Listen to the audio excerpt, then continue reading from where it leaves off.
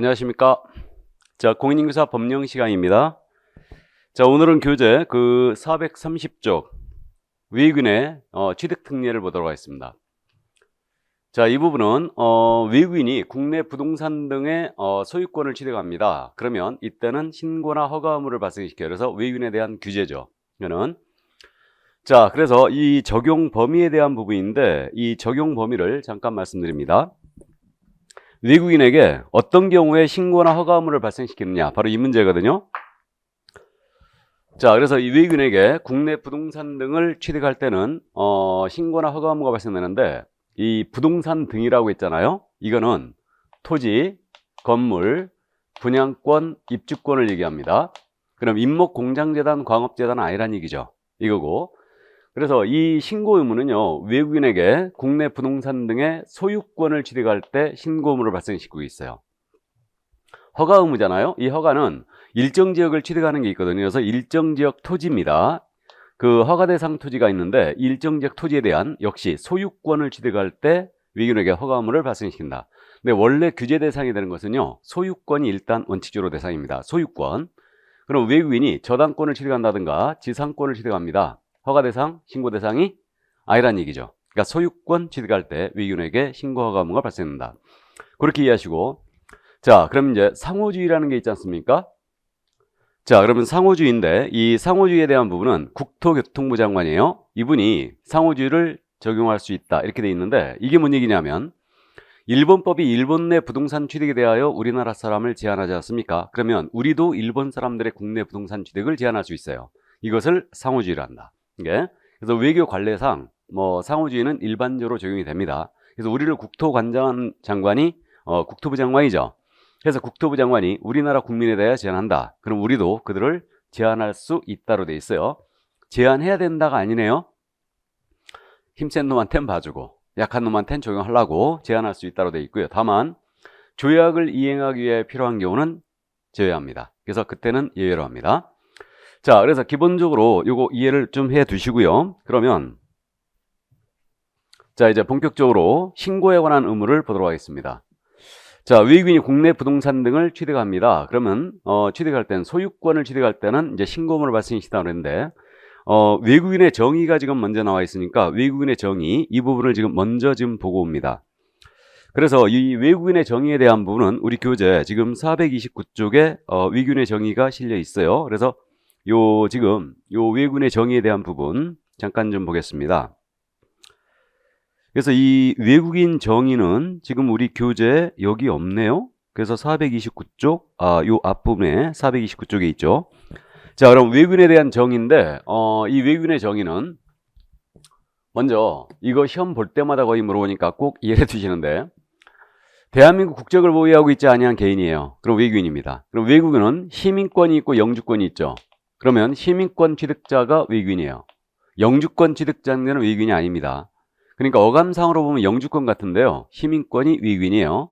자, 다음 외국의 법에 따라 설립된 법인 또는 단체 포함입니다. 그래서 외국 법인이죠. 외국 단체 다 포함이고, 다음 내국 법인일지라도 사원, 구성원, 임원이에요. 이들의 2분의 1 이상입니다. 2분의 1 이상을 꼭 기억하셔야 되죠. 2분의 1 이상을 외국인이다. 그러면 이 법인은 외국인 취급합니다. 그러면 예를 들어서 내국법에 따라 설립된 법인인데 임원이 10명이 있어요. 그럼 이 중에 만약에 10명이라면 5명부터 외국인이면 외국인 취급합니다. 그래서 2분의 1을 기억하시고요. 자, 다음에 외국이나 외국 법인이 자본금이나 의결권이에요. 그러면 이거는 주식수로 이해하시면 돼요. 그러면 이것의 2분의 1 이상을 만약에 외국이나 외국 법인이 갖고 있잖아요. 그럼 역시 이 법인은 외국인 취급합니다. 그러니까 이렇게 이해하면 됩니다. 우리 삼성전자 있지 않습니까? 삼성전자 주식회사의 주식을 만약에 외국인이 50% 갖고 있잖아요. 그럼 이때는 삼성전자는 국내 부동산 등을 취득할 때는 신고나 허가 의무가 발생돼요. 자, 그래서 삼성전자로 기억하시고 50%입니다. 그러니까 2분의 1 딱 갖고 있다. 그러면 외국인 취급한다는 얘기예요. 그 정도 이해하시고, 그 다음 외국 정부 당연히 적용되고요. 마지막으로 국제기구도 적용됩니다. 그러니까 이제 국제연합이라든가 그 산하기구, WHO 이런 데 다 적용이 돼요. 그래서 외국인의 정의, 키포인트가 당연히 뭐예요? 2분의 1입니다. 요걸 기억해 주시고요. 이게. 자, 그래서 이제 외교인의 정의를 다 봤고요. 이제 본격적으로 신고에 대한 의무를 보도록 하겠습니다. 자, 그래서 이 신고에 대한 부분은 교재 430쪽에 있죠. 자, 이 430쪽 이제 신고에 관한 부분인데 외국인이 국내 부동산 등의 소유권을 취득할 때 신고 의무가 있다고 그랬죠. 그러면 소유권 취득 계약이 있고 계약 외 원인으로 소유권을 취득하는 경우가 있고 그다음 이제 계속 보이 신고가 있습니다. 그럼 먼저 계약 원인 취득이에요. 그럼 이건 소유권 취득 계약이라는 얘기인데 소유권 취득 계약의 종류가 매매도 있고 교환도 있고 증여가 있지 않습니까? 근데 여기 매매 빠졌죠 지금. 교환과 증여만 있지 않습니까 이게.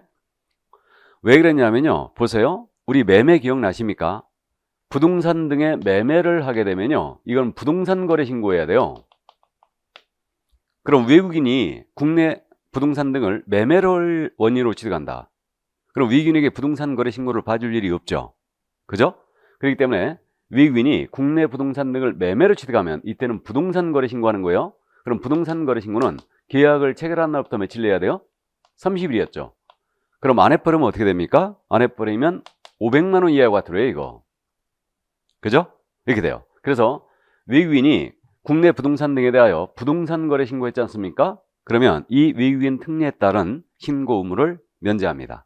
일단 그러면 결국은 교환이나 증여뿐이죠. 그래서 교환계약이나 증여계약을 체결했다. 그럼 이때는 계약을 체결한 날에 역시 체결한 날로부터 이때는 60일 내에 신고하셔야 됩니다. 보여요? 매매 원인이면 계약 체결한 날부터 30일이에요. 근데 계약이 아닌 원인, 계약 원인 다른 이제 교환이나 증여였다면 체결일로부터 60일입니다. 그래서 이 부분 이제 정확하게 이해를 해두시고요. 이 60일짜리 위반은 300만 원 이하의 과태료예요. 이건 이제 천천히 좀 하죠. 그래서 이건 300만 원 이하의 과태료를 부과한다. 다음에 외국인이 이제 계약 외 원인으로 국내 부동산 등의 소유권을 취득합니다. 그러면 계약의 원인은 여러분들이 민법 시간 공부하는 법률의 규정이야 물권변동 사유로 이해하면 돼요. 해서 법률의 규정이야 물권변동 사유가 상속, 판결, 경매가 있죠. 이게 이제 대표적이고 상속, 판결, 경매 이렇게 있고요. 환매권의 행사가 있거든요. 법인의 합병도 있어요. 이 합병은 상속과 똑같다고 보시면 돼요. 그래서 포괄적 승계가 일어나기 때문에 이제 합병 그렇게 이해하시면 되고요. 그 다음에 외국인이 국내 건물에 대하여 신축을 했거나 증축을 했거나 재축, 개축으로 취득을 하는 거예요. 그럼 이때는 취득한 날로부터 6개월 내에 취득 신고하셔야 됩니다. 외국인. 그럼 이 6개월짜리 위반하면요. 이때는 과태료가 100만 원 이하의 과태료예요. 그래서 계약의 원인으로 취득해놓고 신고 안 했다. 그러면 이때는 100만 원 이하의 과태료 처하고요. 이건 취득한 날로부터 6개월이죠. 그러니까 취득한 날이라는 게 뭐 상속은 상속 개시일이고 판결은 확정일이죠. 경매는 대금 완납일이죠. 이때 이제 취득하면 6개월 내 취득 신고 하셔야 됩니다. 자, 그리고 이제 마지막으로 우리나라 사람이었는데 이분의 국적이 외국인으로 바뀌었어요. 그럼 이제 국내 부동산 등을 계속 보유고자 한다. 그럼 계속 보유 신고해야 됩니다. 그럼 계속 보유 신고는 외국인으로 변경된 날이에요. 변경된 날로부터 6개월 내에 계속 보유 신고가 되고요. 이때도 6개월짜리 위반은 과태료가 100만 원 이하의 과태료죠. 이렇게 됩니다. 자, 그래서 계속 보유 신고는 역시 6개월이다. 변경된 날로부터 6개월이에요. 그럼 보시면요. 외국인 취득 신고 의무 있잖아요. 이거는 숫자 몇 과치네요. 6과치나죠. 그렇기 때문에 오직 60일 뿐이는 계약 원인 뿐이에요. 단 매매는 30일이라는 걸 주의해야 됩니다. 부동산 거래 신고니까. 다음 계약의 원인이라든가 계속 보유 신고는 6개월임을 알 수 있어요. 과태료도 이제 차츰 기억할 건데 계약 원인 취득은 300만 원의 과태료예요. 외국인. 근데 계약의 취득이라든가 계속 보유 신고는 6개월 내에 신고하게 되어 있습니다. 자, 그래서 신고 의무 여기까지 해두시고 관할은 당연히 신고 관청이죠. 그래서 부동산 소지지 관할 시장, 군수, 구청장에게 신고하는 겁니다. 자, 그럼 이제 허가 의무에 대한 사항을 보겠습니다. 그럼 외국인이 국내 토지에 대하여 이제 취득할 때 일정 지역을 취득할 때는 허가를 받을 의무가 발생되는데 이 허가 대상 토지거든요. 물론 관할은 토지 소지지 관할 시장, 군수, 구청장이에요. 이자가 되고 있고요. 이자를 그냥 법문에서 신고 관청이라 불렀네요. 자, 그러면 이제 외국인이 어떤 토지를 취득할 때 허가를 받아야 되는데 바로 이 문제인데 이 허가 대상 토지거든요. 이거는 이제 암기를 해야 됩니다. 그래서 이제 암기표에 이게 나가 있는데 외국인이 군사기지 및 군사시설보호법상 군사기지 및 군사시설보호구역 내 토지입니다. 이걸 취득할 때는 허가 받아야 돼요. 다음에 문화재보호법이 있죠. 이 법에 따른 문화재보호구역입니다. 여기를 취득할 때는 허가 받아야 되고 자연환경보존법에 따른 생태경관보존지역이에요.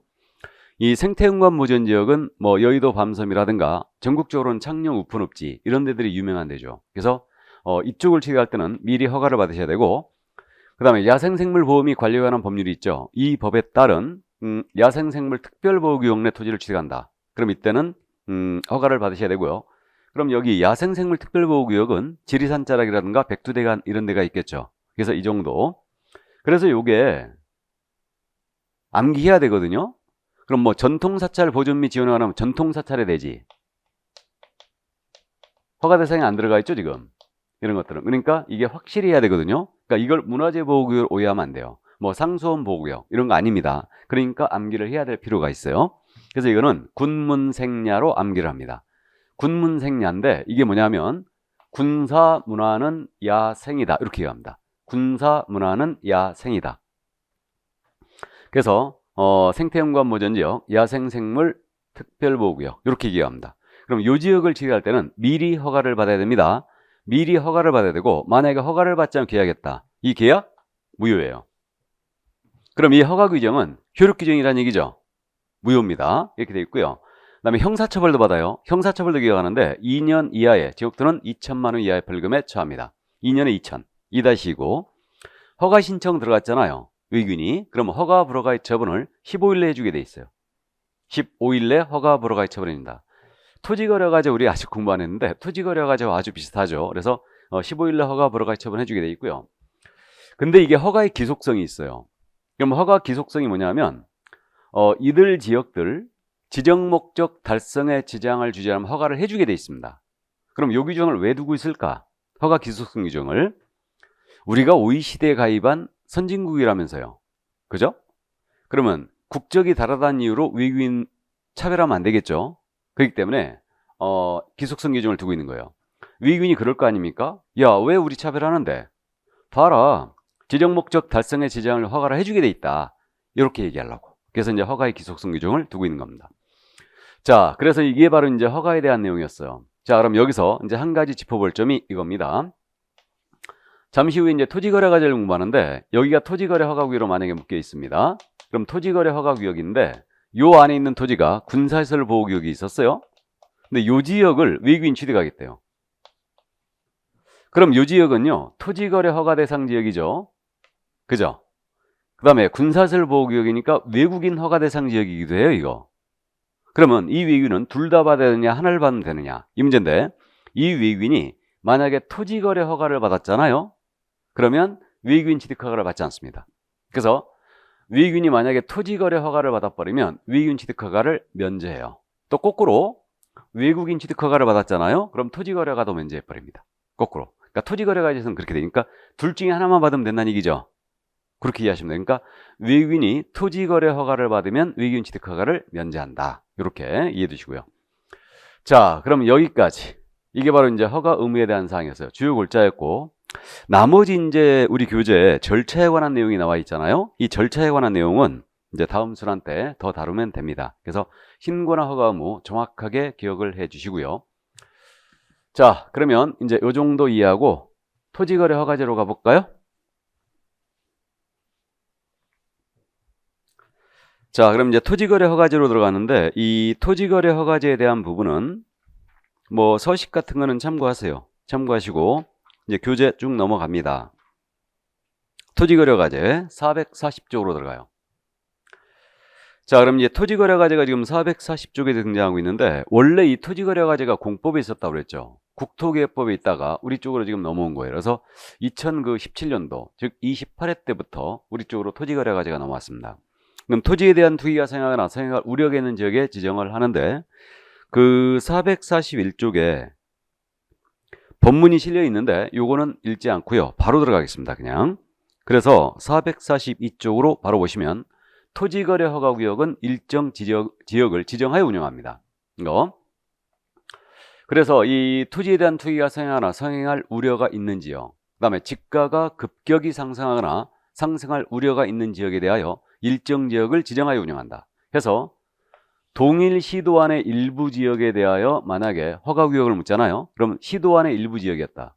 그럼 이때는 시도지사가 지정합니다. 시도지사가. 근데 2개 이상의 시도에 걸치는 지역을 만약에 허가구역으로 묶잖아요. 그러니까 2개 이상의 시도에 걸치는 지역을 묶는다. 그럼 이때는 국토교통부 장관이 허가구역을 묶습니다. 이게 물론 이제 동일 시도하는 일부 지역일지라도 뭐 국가 등의 개발 사업 등으로 투기적인 거래가 성행할 우려가 있다. 그럼 국장이 직접 지정할 수도 있는데 원칙적으로 동일 시도하는 일부 지역이라면 시도지사가 지정권자예요. 2개 이상의 시도에 걸치면 국장이 지정한다. 자, 이 정도고. 그다음에 지정 기간은 5년을 초과하지 않는 범위 내에서 지정을 합니다. 5년을 초과하지 않는 범위 내에서.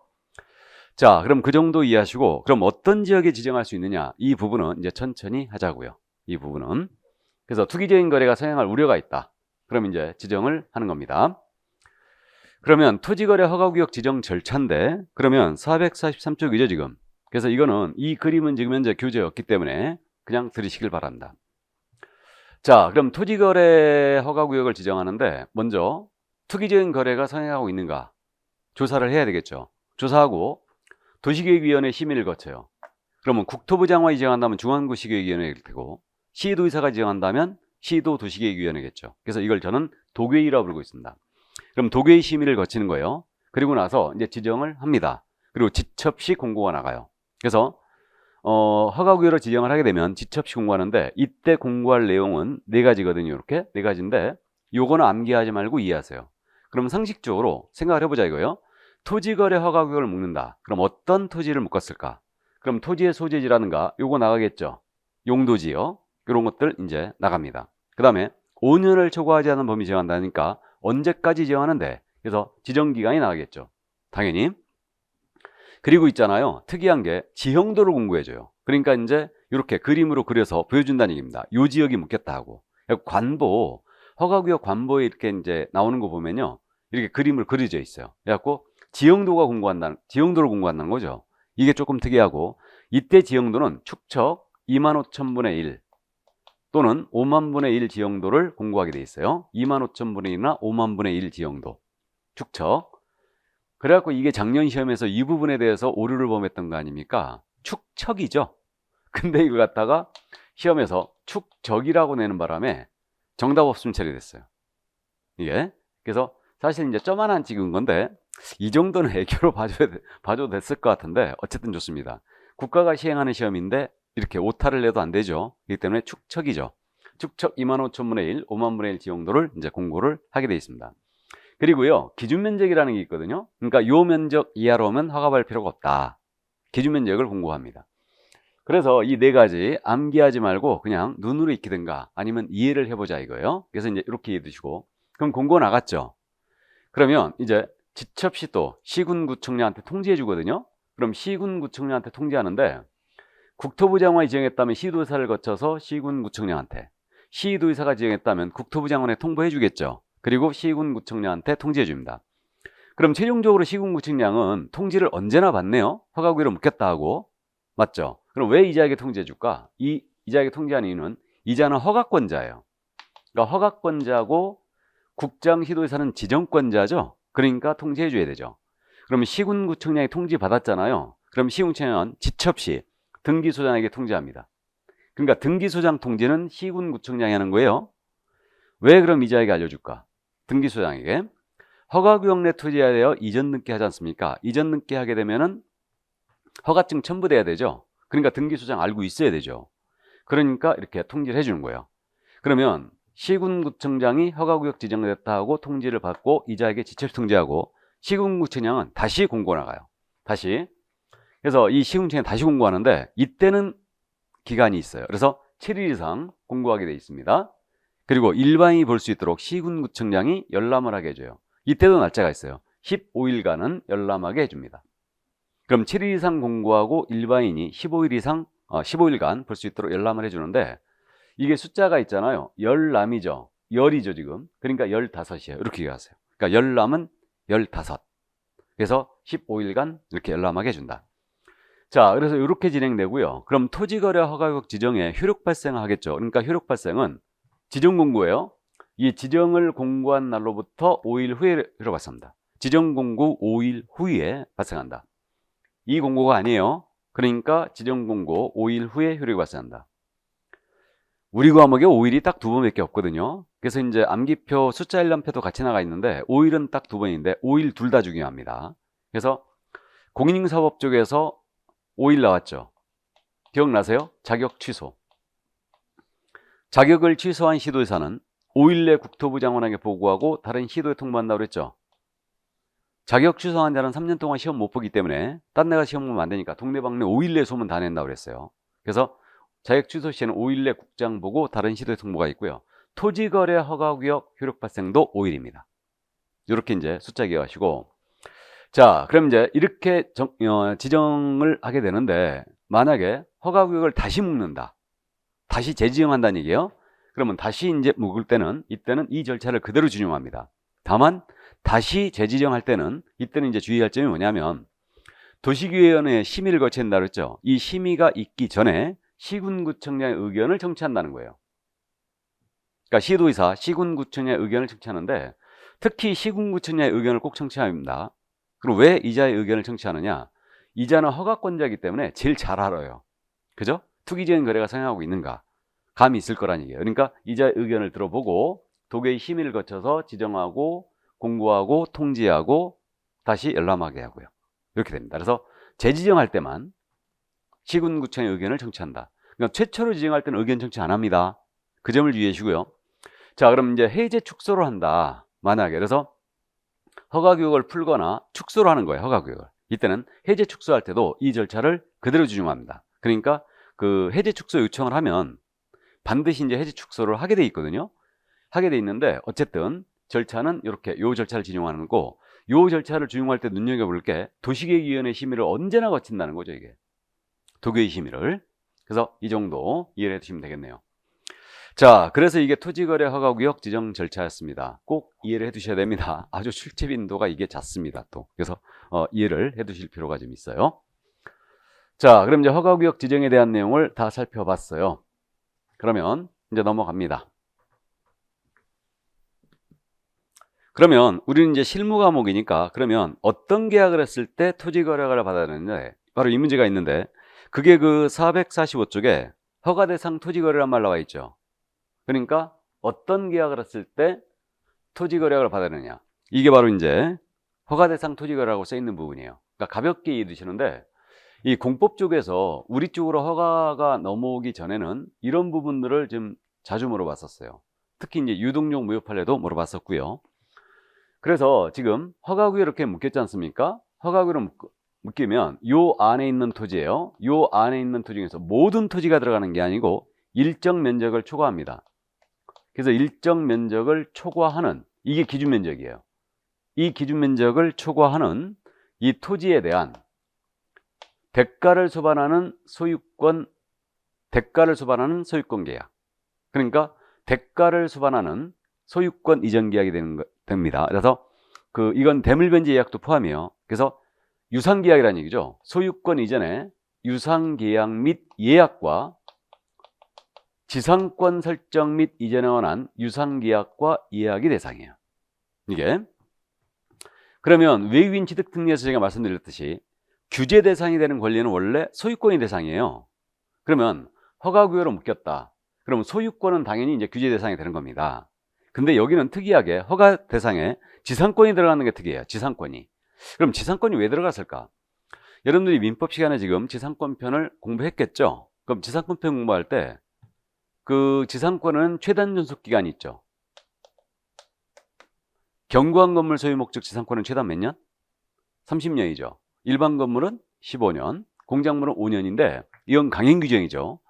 그러니까 이 지상권 설정 계약은요, 최단 존속 기간 보호를 하고 있기 때문에 결국은 매매와 거의 비슷한 효과를 가져옵니다. 경구한 건물 목적으로 지상권 설정했다. 최단 30년 가는 거예요. 그러니까 말이에요, 허가를 못 받을 것 같으니까 지상권 설정 계약을 자꾸 해버리는 거예요. 그래가지고 지상권을 규제 대상에 포함시켰습니다. 그래서 규제 대상에 유일하게 지상권이 들어간 게 바로 이거예요. 나머지는 다 소유권입니다. 그러니까 뭐 농취증, 거민, 우리 부동산 거래 신고도 사실 소유권이죠. 외국인 특례도 소유권. 근데 여기는 이제 지상권이 들어간다는 걸 주의하시는데, 대신 유상계약이에요. 그럼 지료가 있는 지상권이 된다는 얘기죠. 그 얘기입니다. 그래서 무상계약은 아니라는 얘기예요. 그럼 이제 대상이냐 아니냐 이렇게 잡으면 됩니다. 법률행위와 물권변동 사유, 상속 판결 경매, 매매 교환 징여 요 세 가지를 따져보고 법률의 규정이와 물권변동 사유 세 가지, 상속 판결 경매, 그러니까 6가지는 꼭 따져봐야 돼요. 매매, 교환, 징여, 상속 판결 경매 항상 습관적으로 따져봐야 돼요. 규제에 대해선. 그러면 매매 교환으로 취득하는 거예요. 그러면 당연히 이건 허가 대상이죠. 유상계약이니까. 근데 무상계약은 빠진다고 그랬죠. 이건 투기 가능성이 없다 본 거예요. 그러니까 무상계약은 징여가 있죠. 이건 빠지는 겁니다. 그 다음에 이제 상속 판결 경매를 따져보는데, 상속 돌아가셨는데 어쩝니까? 상속으로 허가공의 토지를 받은 거예요. 꼭 허가를 받을 필요는 없겠죠. 그러니까 상속은 규제에 다 빠져요. 대상이 아닙니다. 근데 판결이 있죠. 판결은 또 규제에서 피해가는 거 아무것도 없어요. 판결은 왜 그랬느냐면 짜고 칠까봐. 그래서 판결은 허가 대상에 들어갔는데 이 얘기입니다. 그러니까 허가구역 내 토지에 대하여 여기서 갑과 을이 거래를 한 거예요. 근데 허가를 못 받을 것 같습니다. 그러니까 을이 갑을 상대로 하여 소송을 제기하는 거예요. 그럼 갑이 일부러 법정에 출석을 2번 안 해버리잖아요. 그러면 소송법상 의제자백이라고 그래요. 그래서 패소 판결 나가버립니다. 그래서 이전님께 해줘라 이렇게 나가요. 그러니까 짜고 칠까봐 판결은 규제사항 중에 피해가는 거 아무것도 없어요. 또 그래서 판결은 이렇게 농지를 판결로 취득해도, 외국인이 판결로 취득해도 이렇게 들어갑니다. 다만 이제 부동산 거래 신고는 매매 하나니까 그렇게 되는데, 판결이 제외되는데, 어쨌든 요거 판결은 짜고 칠까봐 허가구역 내 토지를 판결로 취득해도 허가증이 있어야지만 이전등기 촉탁을 해줘요. 그래서 판결 대상이고요. 그럼 경매, 이걸 주의해야 되죠. 경매는 입찰 방식으로 하는 거죠. 그러니까 이제 허가구역 토지에 대하여 경매로 낙찰받는다. 이때는 허가를 면제해요. 이거는 투기 가능성이 없다 본 거예요. 경매는 입찰 방식으로 하기 때문에. 그래서 있잖아요, 우리가 부동산 투자할 때 정부가 눈여겨보는 곳에 우리가 투자함이 원칙이죠. 이게 대원칙이에요. 정부가 눈여겨보는 곳에 우리가 투자한다. 그러면 허가구역 내 토지를 취득해야 되겠는데, 만약에 허가를 못 받을 것 같다. 그러면 경매물건 찾아보면 돼요. 그래서 경매는 허가를 면제합니다. 그래서 이 정도고, 나머지는 그냥 일단 참고하세요. 천천히 하자. 그러니까 경매만 이번 순한테 기억을 해주세요. 매매, 교환, 대물변제 예약, 판결의 대상이고 경매는 제외되어 있다. 다음에 유상의 지상권 계약도 들어가 있습니다. 자, 그러면 뭐 자주 묻는 부분은 아니지만 이 정도 이제 이해를 해 두시고요. 그러면 이제 일정 면적을 초과한다고 그랬죠. 이 기준 면적이에요. 그래서 거기 그 445쪽에 지금 표로 정리가 잘 돼 있거든요. 정리가 잘 돼 있는데, 자, 그러면 이거 기준 면적에 대한 부분이에요. 그러니까 이 면적 이하로 오면 허가를 받을 필요가 없다는 얘기예요. 이 면적 이하로 오면 허가 받을 필요가 없다. 그러니까 허가가 면제되는 토지 면적이죠, 이게. 이건데. 그래서 이 부분이 지금 여기에 칠판에 지금 여기 나타난 이 숫자하고 교재에 있는 숫자가 틀리죠. 그죠? 수정해 놓으세요. 그래서 교재 정오표, 이 저자께서 지금 정오표를 낼 것 같은데 이 부분 수정을 해 놓으시기 바랍니다. 이게 그래서 개정됐어요, 지금. 그래서 도시지역은 지금 기준 면적이 60제곱미터 이하라면 허가받을 필요가 없어요. 60. 다음에 상업지역은 150, 공업지역 150, 그리고 녹지지역은 200제곱미터 이하라면 허가받을 필요가 없고, 다음에 미지형지역입니다. 그럼 60제곱미터 이하라면 허가받을 필요가 없다. 숫자가 이렇게 바뀝니다. 이게 개정이 됐어요. 그래서 이제 이렇게 개정됐으니까 꼭 이거 메모를 꼭 해놓으시고 수정해 놓으시기 바랍니다. 근데 이 숫자 어디서 많이 들어본 숫자죠. 공법 시간에 들어봤죠, 이거. 이 숫자. 그래서 주거지역 60, 상업지역 150, 공업지역 150, 녹지지역 200, 그 다음에 미지형지역 60. 이게 뭐 분할금지 면적이라든가, 그죠? 그래서 어쨌든 이 숫자 기억을 해주시기 바랍니다. 이렇게. 그래서 주거지역은 지금 주상공록이죠. 이건 알고 있고요. 60, 60이에요. 그 다음에 1515, 200이죠. 이렇게. 그래서 이제 숫자 이렇게 이제 기억을 해주시고, 자, 그 다음에 이제 도시지역 밖이에요. 그럼 도시지역 밖은요, 250제곱미터 이하라면 허가받을 필요가 없습니다. 이게 허가받을 필요가 없고요. 농지는 500제곱미터 이하라면 허가받을 필요가 없습니다. 농지는 이렇게 되고요. 그 다음에 임야잖아요. 임야는 1000제곱미터 이하라면 허가를 받을 필요가 없어요. 그럼 숫자는 도시지역 밖, 숫자는 어떻게 하냐? 이건 배수로 가고 있죠. 배수. 그래서 250, 농지는 좀 더 크게 거래하니까 500, 500이고 이면은 대규모로 거래되니까 1000 제곱미터 이하라면 허가 받을 필요가 없어요. 그래서 이게 바로 이제 이 면적 이하라고 하면 허가를 받을 필요가 없는, 허가 필요 없는 기준 면적이에요. 이걸 기준 면적이라고 그러고, 그러면 허가구역을 지정을 하면서요, 지정권자가 이거 조정할 수 있거든요. 면적을 조정을 할 수 있는데, 이 면적을 줄인다면, 축소를 한다면 10%까지 갈 수 있고요. 이걸 늘리잖아요. 늘릴 때는 300%까지 늘릴 수 있어요. 그럼 이 얘기입니다. 주거지역 있지 않습니까? 이 주거지역 같은 경우는 지금 60제곱미터 이하라면 허가를 받을 필요가 없다 그랬죠. 그러면 주거지역은 기준 면적이 60인데 지정권자가 지정을 하면서 이 면적을 줄인다면 10%까지 갈 수 있어요. 그러면 6제곱미터를 초과하는 거는 모두 허가받아라, 이렇게 할 수 있다는 얘기죠. 그럼 늘린다면 3배까지 늘릴 수 있으니까 300%까지. 그러니까 주거지역은 180제곱미터를 초과하는 것만 허가를 받아라, 이렇게 할 수도 있다는 얘기죠. 이해되세요? 그래서 이 기준 면적을 이렇게 정해주고 이 기준 면적에서 10% 또는 300%까지 조정하여 면적을 지정할 수 있다. 이게 개정된 이유가 왜 그랬냐면요, 종전에는 주거지역이 180이었잖아요. 근데 60으로 줄였거든요. 기준 면적을. 왜 줄였냐면 우리 특히 이제 강남 쪽에서 이런 일이 벌어진 거예요. 그러니까 소형 아파트인데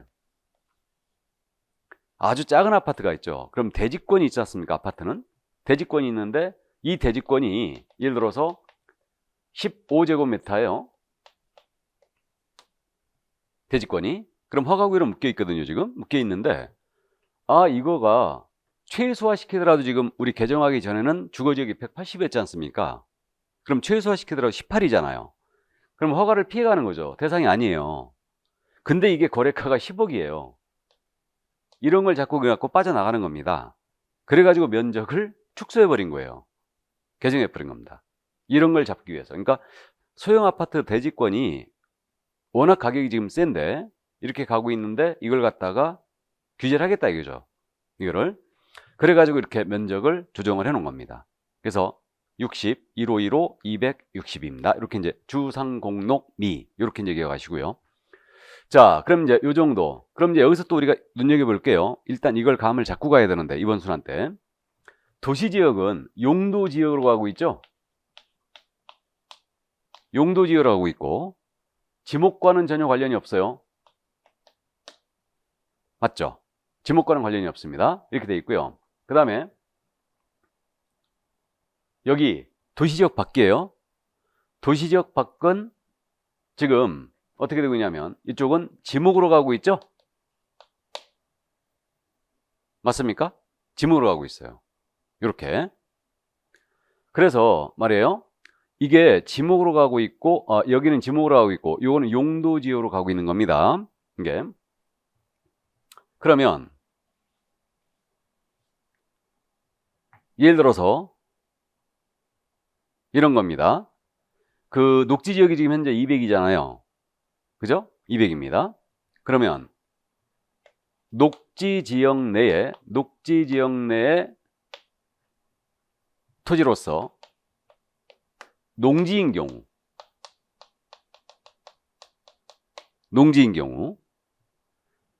600제곱미터인 경우는 토지거래 허가를 받을 필요가 없다. 뭐 700제곱미터를 해볼까요? 토지거래를 받을 필요가 없다. 이런 식으로 낸 거예요. 그럼 여러분들은 이거 O입니까? X입니까? 틀렸죠? 허가 받아야 됩니다. 그럼 지금 기준면적이 녹지지역이지 않습니까? 그럼 녹지지역은 기준면적이 200이잖아요. 그럼 최대화 시키더라도 300%까지 늘리더라도 600제곱미터예요. 맞죠? 그럼 700제곱미터는 무조건 허가 대상이 되는 거죠. 그러니까 농지에 현혹되면 안 된다는 얘기죠. 이해되십니까? 그래서 이 녹지지역은 도시지역이에요. 그러니까 요거 지목을 눈여겨볼 게 아니고 녹지지역이라는 걸 봐야 되죠. 근데 만약에 이게 도시지역 밖이었다. 그럼 이제 농지, 그럼 이제 지목으로 간다는 점, 이 점을 꼭 주의를 해주시기 바랍니다. 이게. 자, 그래서 이 정도 이해를 해 두시고요. 이게. 그러면 요 기준 면적에 대한 부분은 이제 암기를 조금 해야 되는 부분입니다. 그래서 숫자 이제 개정이 됐으니까 꼭 이해를 해 두시고요. 나머지 뭐 이거 우리 교재 지금 뭐 분할거래 그 446쪽에 분할거래라든가 이런 내용들이 나오는데 이런 것들은 이제 다음 순환 때 더 다루기로 하죠. 자, 그럼 이제 토지거래가 절차로 들어가 볼까요? 그러니까 토지거래가 절차는 지금 현재 교재 446쪽으로 들어갑니다. 그러니까 허가 신청 승인의 제출이란 말 나와 있죠. 이게 토지거래가 절차인데, 자, 가겠습니다. 그러면 토지거래 허가를 받고자 한다. 그럼 이건 사전허가 사항이죠. 그러니까 허가 신청서를 내는 거예요. 그러니까 계약을 체결하기 전에 허가 신청서를 내야 됩니다. 물론 허가를 받을 것을 조건으로 계약을 할 수는 있어요. 그래서 이건 이제 유동적 무효 상태인 거죠. 그러면 허가 신청 들어가는데 이때는 공동 신청입니다. 물론 토지 소지지 관할 시군 구청장에 들어가요. 이자가 허가 관청이죠. 그러니까 허가 관청에 당사자가 공동으로 신청합니다. 이때 주의할 점은 우리 개업공사는 허가 신청 의무가 없어요. 그러니까 중개거래인 경우라도 개공이 허가 신청 묻고 당사자가 공동 신청해야 됩니다. 이렇게 되고요. 이때 주의할 점은요. 이게 자금조달계획서가 꼭 들어와야 돼요. 물론 토지이용계획서도 있는데 자금조달계획서가 꼭 들어옵니다. 이거 들어와야 돼요. 이게 왜 우리가 주의를 좀 해야 되냐면 부동산 거래 신고 있죠. 부동산 거래 신고에서는 자금조달계획서를 언제나 내는 게 아니었죠. 그러니까 투기관리기관의 주택이라든가 조정대상의 주택을 매수했을 때, 법인이 주택을 매수했을 때, 나아가서 실제 거래가 6억 이상 주택을 매수했을 땐 자금조달계획서를 냈죠. 근데 제가 지난 강의 때는 이 부분 개정사항을 말씀 안 드렸는데 토지에 대한 부분이 개정됐죠.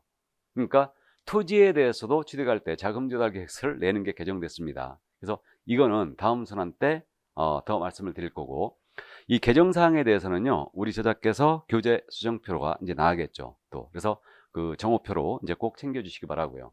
그러니까 토지에 대해서 자금조달계획서 들어와 있어요. 근데 토지거래가 신청할 때는요, 자금조달계획서 있죠. 이거 무조건 냅니다. 그래서 허가 신청할 때는 자금조달계획서 금액에 관계없이 무조건 내게 돼 있어요. 내게 돼 있고요. 자, 그럼 이제 허가 신청 들어가지 않습니까? 그럼 지첩시 조사를 들어가는 거예요. 그래서 이제 조사를 하게 돼 있습니다. 그럼 이제 이 조사 부분은 넘어가 볼래요? 그래서 이게 조사를 지첩시 일단은 하게 돼 있습니다. 그래서 사진 촬영하여 보관하고요. 이렇게 이제 다 합니다. 그래서 요 조사에 대한 부분은 지금 명확하게 우리 교재제가 찾을 수가 없는데 거기 그냥 가볍게 이해만 해두세요. 그러면 이렇게 허가 신청 들어가면 조사를 이제 지첩시 들어가고요. 그 다음에 이제 허가증 나가든 불허가 통지하든 선매가 진행 중인 사실이 있으면 통지를 해주게 돼 있어요. 그래서 허가 불허가 통지를 해주는데 이 내용은 우리 교재 지금 448쪽에 있죠. 허가 신청의 처리. 그죠? 그쪽 보셔야 됩니다. 그래서 지첩시 조사 들어가고 허가 불허가 또는 선매 진행 중인 사실을 통지했는데 이건 며칠에 하게 돼 있냐? 15일이에요. 민원 처리에 관한 법률에 따른 처리기한 날 처리하게 돼 있거든요. 근데 민원 처리에 관한 법률이 아무리 봐도 처리기한이 없어요. 그래가지고 여기 부동산거래신고법 시행령에서 대통령에서 직접 15일을 뒀습니다. 그러니까 15일 내에 허가증 내주든 불허가 통지하든 선매 진행 중인 사실이 있으면 이 통지를 하게 돼 있습니다. 그럼 이 선매가 뭐냐면요. 선매 이제 조금 이따 공부하는데 이게 한자로 쓰면 선매가 이거예요. 먼저 선자에다가 살매자예요. 살매자. 그러니까 먼저 산다는 뜻이에요. 근데 허가 신청 들어온 토지가 만약에 공익사업료 쓸 토지였어요. 그래갖고 토지공사 쪽에서 사겠다고 시군구청하고 협의 중이었거든요. 근데 이게 거래하겠다고 허가 신청 들어온 거예요. 그러면 이게 그런 협의 중인 사실, 즉 선매 진행 중인 사실이 있다면 그 사실을 15일 내에 통지해 주게 돼 있습니다. 이게 그러면 이렇게 이제 15일 내 허가 불허가 또는 선매 진행 중인 사실 통지를 해주게 돼 있다는 점 기억해 주시고, 그러니까 15일에 동그라미 쳐야 되죠. 거기 교재 그 448쪽에 동그라미 1번 허가 신청의 처리 절차 그래가지고 네 번째 줄에 있잖아요. 15일 이렇게 돼 있고요. 그러면 이때 15일 내 허가 불허가 처분 안 했죠. 그럼 그 밑에 허가 간주란 말 나와 있죠. 그러면 15일 내에 만약에 허가 불허가 처분 안 했잖아요. 그럼 다음 날이에요. 이 15일이 끝난 다음 날이죠. 끝난 다음 날에 허가받은 것으로 간주합니다. 허가 간주 규정이 있어요. 그러니까 처리 이 기간 내에 안 해버리면 이 기간이 끝난 다음 날에 허가받은 것으로 간주한다. 여기까지 이해해 두시고요. 자, 그래서 이제 허가 신청에 대한 부분을 봤는데, 그러면 449쪽에 토지거래계약 허가 신청서가 있죠. 우리가 그 40문제 중에 꼭 서식한 문제를 내고 있는데 29회 때 이걸 물어봤어요. 그래서 29회 때 어떻게 물어봤냐면 다음 중 토지거래가 신청서에 기재할 내용이 아닌 것, 이걸 물어봤는데 정답이 뭐였냐면 개공이었죠. 개공사는 허가 신청 의무가 없다고 그랬죠. 그러니까 허가 신청에서 기재 내용이 당연히 없죠. 그래서 참고를 해두시기 바랍니다. 허가 신청서 그렇게 생겼다. 자, 그 다음에 이제 취득자금 조달계획서가 451쪽에 있죠. 그래서 이거는 허가 신청을 할 때 반드시 첨부를 하게 돼 있고요. 자, 그러면 이제 450쪽으로 허가 의무를 위반한 거래계약이 효력야말 나와 있죠. 그러면 만약에 허가를 받지 않냐고 계약을 체결했지 않습니까? 그럼 이 계약 무효죠. 이건 뭐 잘 아시고, 허가를 받을 것을 조건으로 계약했다. 그럼 이건 유동적 무효 상태에 있다고 민법 시간에 아주 많이 들었습니다. 그리고 형사처벌은 어떻게 되냐면요. 허가를 받지 않고 계약을 해버렸잖아요. 그러면 이것도 2년 이하의 징역입니다. 그 다음에 토지가액의 30% 이하에 해당하는 벌금에 처합니다. 외국인하고 비슷하죠. 외국인 허가 위반.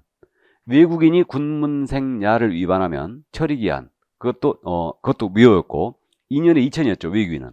근데 토지거래가 위반은 2년 이하의 적도는 30% 이하에 해당하는 벌금에 처합니다. 우린 실무니까 제재 같은 것도 신경 써야 됩니다. 그래서 이 정도 이해를 해 두시고요. 자, 그래서 이제 요 정도고, 그 다음에 이제 우리 교재 뭐 유동적 무효에 관한 판례가 쭉 정리가 되어 있네요. 그래서 2차만 하신 분들은 꼭 기억을 살려두시기 바랍니다. 민법에서 공부하는 내용이니까 뭐 1차를 같이 하신 분은 상관이 없으니까 유동적 무효 판례를 아주 정리가 잘 되어 있어요. 그래서 2차 하신 분들은 한번 기억만 살려놓으시기 바랍니다. 자, 그럼 넘어가고요. 그럼 457쪽에 토지거래계약 허가증이 나오죠.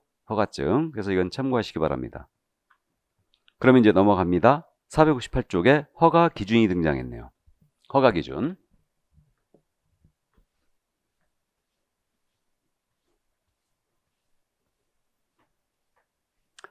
자, 그럼 이 허가 기준에 대한 내용인데, 허가 기준은 기본적으로 있잖아요. 요런 목적이 있어야 됩니다. 이게 실수요성이라고 그래요. 그래서 허가를 받고자 하는 자는 요런 목적이 있어야지만 허가를 받을 수가 있고요. 그 다음에 도시군 계획에 맞아야 돼요. 이게 도시군 계획에 적합성이 있어야 돼요. 계획에 적합성이 있어야 됩니다.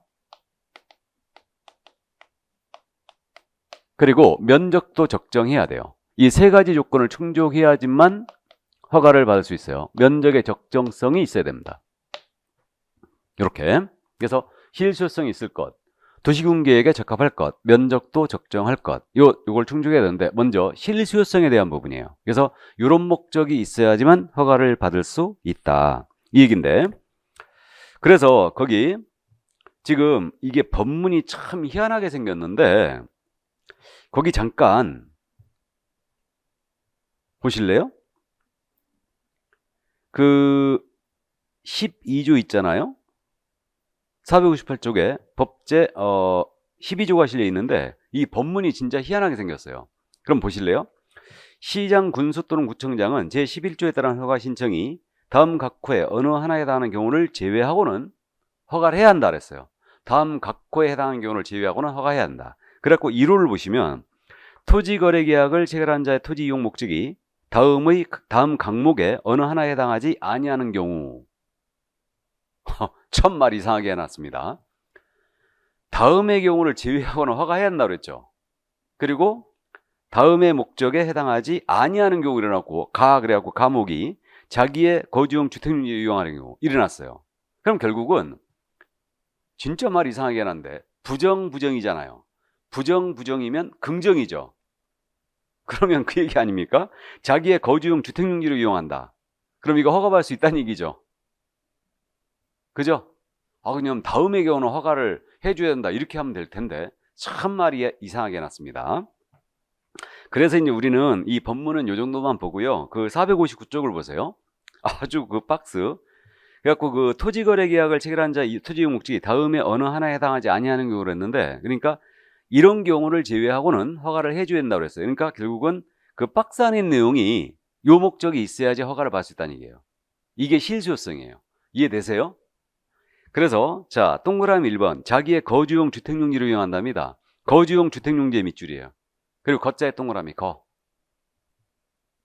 다음 동그라미 2번 허가구역을 포함한 지역의 주민을 위한 복지시설 편익시설로서, 자, 복지시설 편익시설의 밑줄 그으시고 복자의 동그라미, 복. 그러니까 복지시설 편익시설, 그러니까 거주용 주택용이 그거 아니에요. 내가 은퇴 후에 이거 전원주택지로 쓰겠다. 그럼 허가받을 수 있다는 얘기예요. 다음에 복지시설 편익시설, 간단히 그거 아니에요. 내가 경로당 용지로 쓰겠다. 나아가서 이제 주민들의 그런 편익시설로 쓰겠다, 용지를. 그럼 가능하다는 얘기죠. 이게 허가받을 수 있다는 얘기예요. 자, 그 다음에 이제 그 동그라미 3번인데, 허가구역에 거주하는 농업인, 임업인, 어업인 또는 다음에 해당하는 자가 그 허가구역에서 농업, 축산업, 임업 또는 어업을 경영, 밑줄. 농업, 축산업 또는 어업을 경영, 여기까지 밑줄이에요. 그리고 농자의 동그라미예요. 농. 그럼 결론적으로 농업 등의 경영을 위한 거죠. 그럼 허가받을 수 있어요. 이게. 자, 그럼 이때 이제 디테일하게 좀 들어가는데, 거기 니은 있죠, 니은. 농업인 등으로서 본인이 거주하는 주소지부터 30km 이내에 소지하는 토지를 취득하는 사람, 일어났죠. 이게 뭔 얘기냐? 그러면 농업인이 농업 등의 경영을 위하여 허가구역 토지를 취득할 수 있다는 얘기인데, 이때 농업인의 주소지가 여기 있습니다. 주소지가 여기 있는데, 여기로부터, 자기 주소지로부터 30km래요. 그럼 30km 내에 농지, 허가구역이죠, 여기가. 허가구역 내 농지를 취득하자 합니다. 가능하다는 얘기죠. 30km 내에 있다면. 자기 주소지로부터. 그죠? 그래서 이게 전에 20km였거든요. 그걸 갖다 통작거리라고 불렀어. 통작거리. 농사를 지을 수 있는 거리. 이렇게 불렀는데 30km로 지금 완화시켜놨죠. 왜 그러냐면 지금 차들이 워낙 고성능화되어 있기 때문에 30km 훅 밟으면 그냥 한 20분이면 가버리죠. 그렇기 때문에 이렇게 30km 내라면 농업경영을 위하여 농지를 취득할 수 있다는 얘기죠. 허가구역 농지를. 농업인이. 이 얘기예요. 그래갖고 우리가 그저 열차 타고 내려다가 보면 그 논 옆에 뭐 BMW, 벤츠 서 있지 않습니까? 그거 우리 농업인들 차죠? 그러니까 요즘은 BMW 타고 다니면서 농사 짓는 겁니다. 아주 지극히 정상적인 그런 선지국적인 모습이 보입니다. 이게. 나도 그랬으면 좋겠다. 일단. 자, 그래서 30km라면 취득할 수 있고, 이해만 해 두시고요. 그 다음에 거기 디귿 있잖아요. 디귿. 그 밑에. 다음에 어느 하나에 관한 농업인 등으로서 협의 양도하거나 수용된 날로부터. 그러니까 농업인 등이 농지를 협의 양도하거나 수용을 당했어요. 그럼 이때 3년 이내에 밑줄 긋고, 협의 양도하거나 수용된 농지를 대체, 밑줄이에요. 협의 양도하거나 수용된 농지를 대체, 밑줄 긋고, 이때는 대체하게 취득한다. 그럼 본인이 거주하는 주소지로부터 80km 밑줄이에요. 농지를 취득하는 사람, 허가받을 수 있어요. 그럼 이 얘기네요. 농업인이 농지를 수용당했어요, 지금. 그럼 이때는 거리 제한을 완화했죠. 이때는 거리 제한을 완화해서 몇 킬로까지? 80km 내라면 취득할 수 있대요.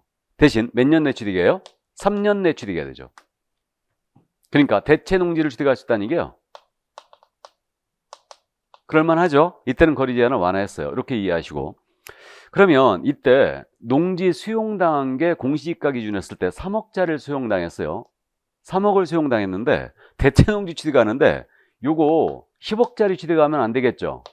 그러니까 대체로 취득하는 농지는 종전토지가 이하에 됩니다. 원칙적으로 종전토지가 이하에 돼요. 그러니까 이제 3억짜리 수용당했으니까 이걸 10억짜리 취득하면 안 되지 않습니까? 그죠? 그래야 됩니다. 그래서 거기 쭉 써 있는 내용들이 바로 이제 그런 내용들이에요. 그래서 그 정도 이해를 하시고, 자, 이제 한 장 넘기세요. 한 장 넘기면 거기 동그라미 4번이 있습니다. 공익사업을 위한 토지 등의 취득 및 보상하는 법률이나 그 밖의 법률에 따라 토지를 수용하나 사용할 수 있는 사업을 시행하는 자가 사업을 시행하기 위하여 사업을 시행 밑줄 긋고, 다음에 5번도 말이에요. 마지막에 사업에 이용한다고 돼 있죠. 5번. 거기 사업에 이용 또 밑줄 긋고, 6번 있죠. 이것도 6번도 마지막에 사업에 이용이란 말 있죠. 그러니까 4번, 5번, 6번 있죠. 이걸 좌측으로 묶으세요. 좌측으로 4, 5, 6번. 그럼 4, 5, 6번 공통점이 사업에 이용한다는 거죠. 그래갖고 사자의 동그라미예요. 셋 중에 하나의 사자의 동그라미처럼 되죠. 사업에 이용한다. 그러면 허가구역 이거 토지 취득할 수 있어요. 사업에 이용할 목적으로.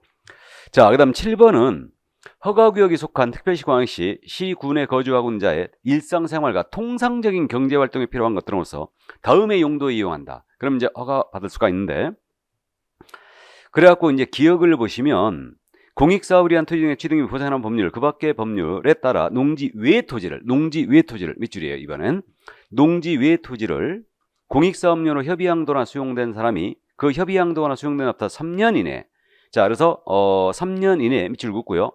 그 허가구역에서 협의양도하거나 수용되는 토지에 대체되는 토지, 자 그래서 협의양도하거나 수용된 토지에 대체되는 토지 밑줄 긋고 이걸 취득하는 경우 그러면 가능합니다. 그러니까 농지 외 토지를 수용당했다는 얘기죠. 그럼 이 경우에 3년 내 대체되는 토지를 취득할 수 있대요.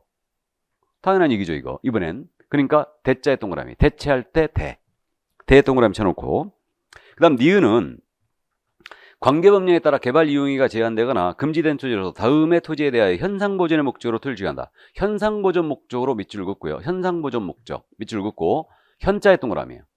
현. 그럼 이게 뭔 얘기냐? 그 농지와 임야는 일단 제외하는데 내 토지가 이렇게 있거든요.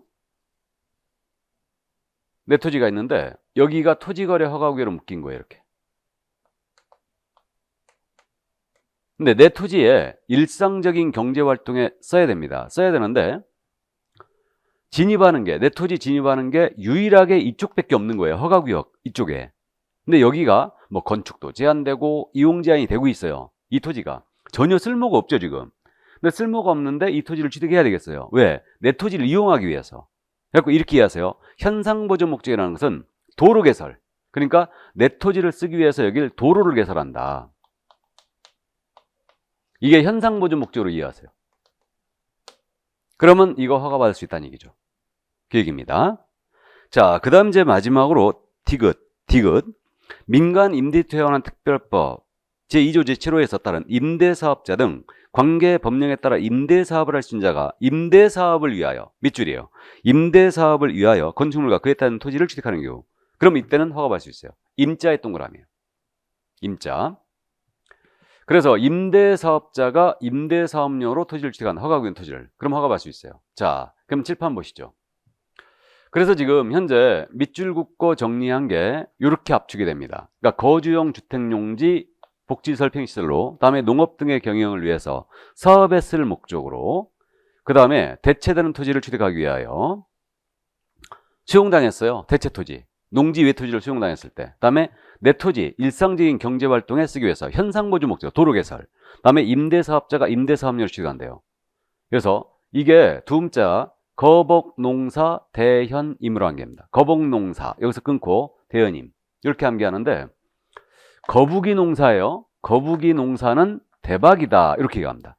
거복농사 대현임, 이게 실수요성이에요.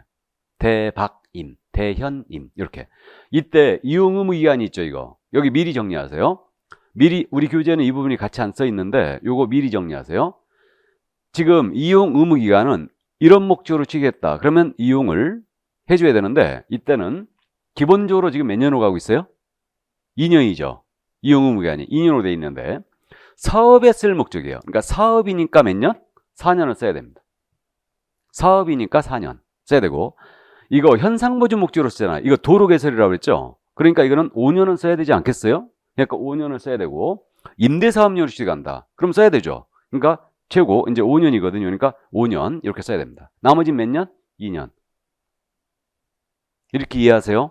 그래서 거복농사 대현임을 암기하시고, 이용 의무기간은 기본적으로 2년인데 사업에 쓸 목적은 4년, 현상보존 목적 도로 개설이니까 5년을 써야 되고, 임대도 5년을 써야 됩니다. 임대사업용도. 임대사업은 5년이에요. 그냥 사업은 4년입니다. 맞죠? 그래서 이렇게 미리 기억을 하세요. 미리 기억하고, 그럼 나머지 도시군계획에 맞아야 된다고 그랬죠? 그래가지고 그 461쪽에 이제 양괄호 2번에 그 국토계획 및 이용에 관한 법률 제2조에 따른 도시군계획이나 그 밖의 토지 이용 및 관리하는 계획에 맞지 않았다. 그럼 이때는 허가 안 해줘. 그러니까 도시군계획에 맞아야 된다는 얘기죠. 계획의 적합성이 있어야 돼요. 이게. 그 다음에 당연히 생태계의 보존과 주민의 건전한 생활 환경에 중대한 위해를 끼칠 우려가 없어야 됩니다. 그래서 그래야 허가받을 수 있고, 그 다음에 마지막으로 면적도 적정해야 돼요. 이게 면적이 적정성이에요. 양과로 3번이. 그러니까 면적도 적정해야지만 허가를 받을 수 있습니다. 그러니까 이 얘기 아닙니까? 전원주택지로 취득하려는데 300평 정도면 될 것 같은데 3000평 취득하겠대요. 그러니까 안 된다는 얘기죠. 면적도 적정해야 됩니다. 그래서 이 세 가지를 충족해야지만 토지가 허가를 받을 수 있어요. 여기까지. 자, 그럼 이 정도 하고요. 머리가 조금 아파 올라오고 그러죠? 그럼 커피 한 잔 먹고 할까요? 예, 잠깐 쉬었다 하도록 하겠습니다.